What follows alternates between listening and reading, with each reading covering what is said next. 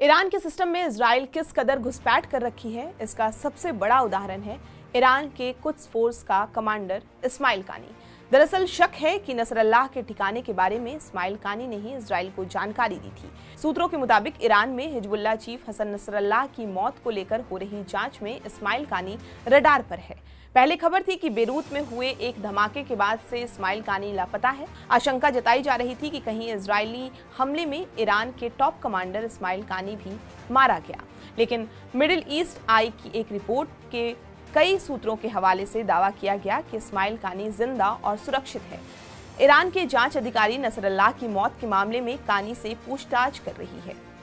दरअसल 27 सितंबर को बेरूत में हुए एक धमाके में हिजबुल्लाह चीफ हसन नसरल्लाह मारा गया था।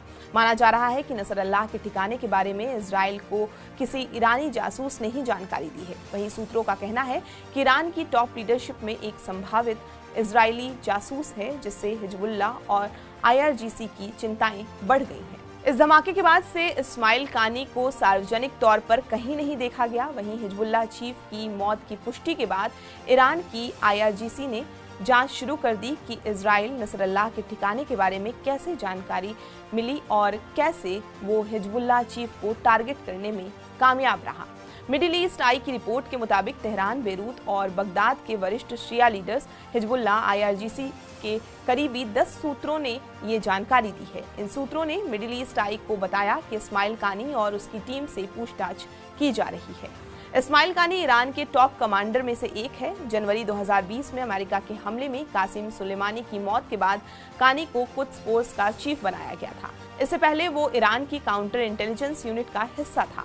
सुलेमानी की मौत के बाद उसे ईरान की सैन्य रणनीति को मजबूत करने का जिम्मा सौंपा गया था, लेकिन अब सामने आ रही रिपोर्ट से ये शक जताया जा रहा है कि कहीं इस्माइल कानी मोसाद का एजेंट तो नहीं है। इजराइल ने पिछले हफ्ते ही कानी के लापता होने की खबर को लेकर साफ कर दिया था कि IDF ने कानी को निशाना बनाया है।